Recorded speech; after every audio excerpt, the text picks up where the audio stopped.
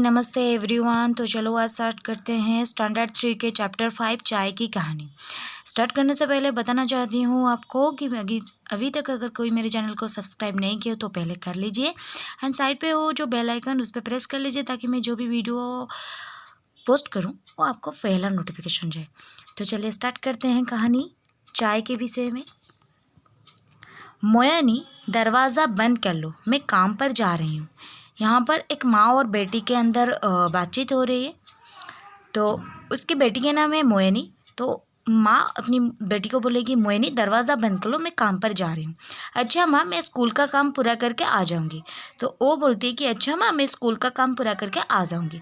मोयानी अपनी माँ और बड़े भाई मोगू के साथ असम के छोटे से गाँव में रहती है।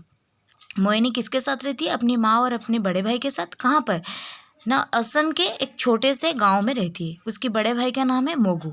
उसकी माँ चाय के बागान में काम करती है। बागान यानी कि बगीचा, ओके, गार्डन। उसकी माँ कहाँ पर काम करती है? चाय के बगीचा में काम करती है।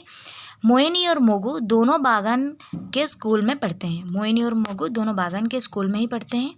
मोगू उससे 3 साल बड़ा है। मोगू उसकी बड़े भाई है, तो कितने साल बड़ा है? 3 साल बड़ा है। मोहिनी स्कूल से आकर मुंह हाथ धोकर खाना खाती है और अपना गृह कार्य पूरा करती है। दूसरे बच्चों की तरह खेलने के बदले वो अपनी माँ की मदद करने चाय बागान में चली जाती है। तो मोहिनी जब स्कूल से आती है, मुंह हाथ धोकर खाना खाती है और अपना गृह कार्य जो भी होता है ख़त्म करती है। दूसरों बच्चों की तरह खेलना नहीं जाती, बल्कि उस टाइम में वो अपनी माँ को मदद करने के लिए चाय के बागान में चली जाती है। माँ के साथ बातें करते हुए चाय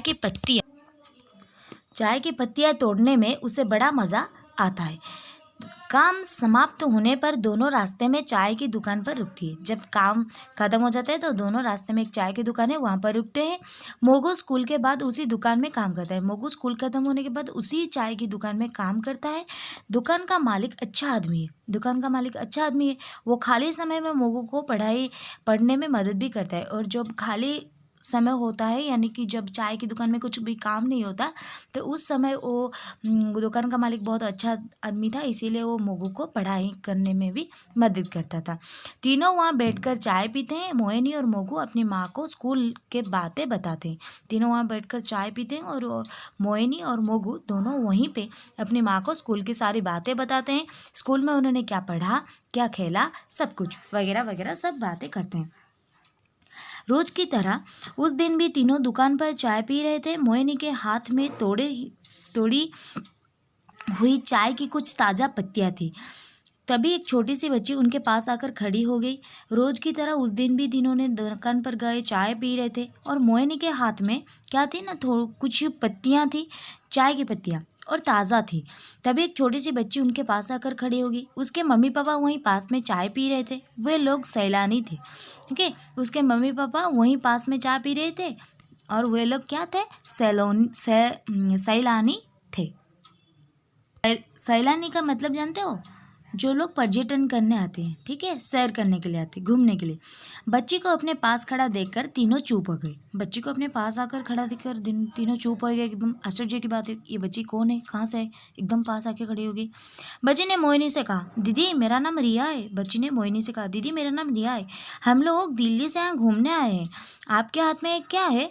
मोहिनी को अपने लिए दीदी सुनना बहुत अच्छा लगा, तो उसने रिया को चाय की 2-3 पत्तियां देते हुए कहा, रिया ये चाय की पत्तियां हैं, मैं इन्हें चाय बागान से तोड़ कर लाई हूँ। तो वो बोली कि ये चाय की पत्तियां हैं, मैं इसको चाय की बागान से तोड़ कर लाई हूँ। रिया ने चाय की पत्तियों को ध्यान से देखते हुए कहा, दीदी मगर ये तो हरी है, दिल्ली की चाय पत्ती तो काली होती है। तो रिया ने बोला कि मगर ये तो हरी है, लेकिन दिल्ली की चाय पत्ती तो काली होती है, क्या वह प्रदूषण के कारण काली हो जाती है? रिया की बात सुनकर मोहिनी, मोगू और उनकी माँ तीनों हंस दिए। मोहिनी की माँ ने मोहिनी से कहा, मोहिनी तुम रिया को चाय की पत्ती के बारे में बताओ, तब तक मैं और मोगू बाजार से सामान लेकर आते हैं। तो मोहिनी की माँ बोली कि मोहिनी तुम रिया को चाय की पत्ती के बारे में समझाओ, बताओ, तब तक मैं और मोगू बाजार से सामान लेकर आते हैं। मोहिनी रिया को चाय के बारे में बताने लगी। रिया, जो चाय की पत्ती तुम दिल्ली में खरीदते हो वो भी इन बागानों से ही आती है। हम इन पहाड़ों पर चाय की खेती करते हैं। तो वो समझाने लगी कि रिया तुम दिल्ली में जो चाय की पत्ती खरीदते हो ये यहीं बागानों से ही जाता है। हम ये पहाड़ पर चाय की खेती करते हैं। यहाँ की जलवायु और मिट्टी चाय की खेती के लिए अनुकूल है। चाय की खेती के लिए सबसे पहले मिट्टी को जोतकर यानी कि हल कर खेत तैयार किए जाते हैं। फिर उनमें चाय के बीज या कलमें रोप दी जाती है। कुछ दिनों बाद पौधे थोड़े थोड़े बढ़ने लगते हैं। चाय के पौधे 2 से 2.5 फुट होते हैं, उससे ज़्यादा नहीं होते।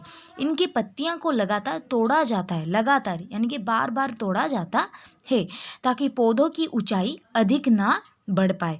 पौधों की केवल ऊपर ही 2 छोटी वो कमल पत्तियां ही तोड़ी जाती है, और वो भी केवल हाथ से, किसी मशीन से नहीं। इन पत्तियों का हम चाय कारखाना में भेज देते हैं। चाय कारखाने बागान के पास ही होते हैं। यहाँ इन पत्तियों को सुखाकर तोड़ा और कूटा जाता है। सूख जाने के कारण ही पत्तियों का रंग हरी से काला हो जाता है। गंध और स्वाद के लिए इनमें कुछ रसायन भी मिलाए जाते हैं। फिर इन्हें डब्बों में सील बंद करके बाजार में बिकने के लिए भेज दिया जाता है। रिया, क्या तुम जानती हो असम की चाय दुनिया भर में मशहूर है, प्रसिद्ध है, और भारत संसार का दूसरा सबसे बड़ा चाय उत्पादक देश है। ऐसा माना जाता है कि चाय की खोज सबसे पहले चीन में हुई थी। रिया, क्या तुम चाय की कहानी सुनना चाहोगी? तो उसने पूछा, क्या रिया चाय की कहानी सुनना चाहोगी? रिया बड़े ध्यान से मोहिनी की बात सुन रही थी। झट से बोली, हाँ हाँ दीदी, मुझे कहानियाँ सुनना बहुत अच्छा लगता है। तब मोहिनी ने कहानी शुरू किया। चीन देश का एक राजा था। उसे बहुत नींद आती थी। वो हमेशा थका थका सा और सुस्त रहता था। तो चीन देश का एक राजा था, उसे बहुत ज़्यादा नींद आती थी। वो हमेशा थका थका सा ही रहता था। नींद में रहने के कारण राजकाज भी ठीक से वो नहीं कर पा रहा था, नहीं चला पा रहा था। तो परेशान होकर उसने राज वैद्य का बुलवाया। राज वैद्य को बुलवाया। वैद्य ने उसे कुछ पत्तियां चबाने के लिए दी। राजा ने जैसे ही पत्तियों को चबाया वैसे ही थू थू करने लगा, और राजा ने जैसे ही पत्तियां चबाने लगा उसे ही थू थू करने लगा। गुस्से से उसने पत्तियों को फेंक दी और वैद्य को कैद करने का हुक्म दिया। गुस्से से वो क्या किया ना, पत्तियां थूक दी या फेंक दी और वैद्य को कैद करने के लिए हुक्म दिया, ऑर्डर दिया। एक सेवक राजा के लिए गर्म पानी लेकर खड़ा था। कुछ पत्तियां गर्म पानी में जा गिरी। पूरे कमरे में एक गंध फैल गई। राजा को बहुत अच्छा महसूस हुआ। उसने सेवक से पानी लेकर चखा। तभी एक सेवक उनके पास खड़ा था गर्म पानी लेके। तो वहाँ कुछ पत्तियां जाकर गिरी और उसकी जो खुशबू आई ना, सारे महलों में एकदम फैल गई, और उसकी गंध जो है बहुत ही अच्छा स्मेल कर रही थी। राजा को बहुत अच्छा महसूस हुआ। उसने सेवक से पानी लेकर चखा। पानी का स्वाद उसे अच्छा लगा। उसके पानी को 2-3 घूंट पिए। वह अब तरोताज़ा महसूस कर रहा था। तरोताज़ा यानी कि ताजगी महसूस करना। उसका सारा गुस्सा उड़न छू हो गया।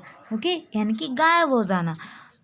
उसने अपनी सिपाहियों से वैद्य को छोड़ने के लिए कहा और उसे बहुत से पुरस्कार दिए।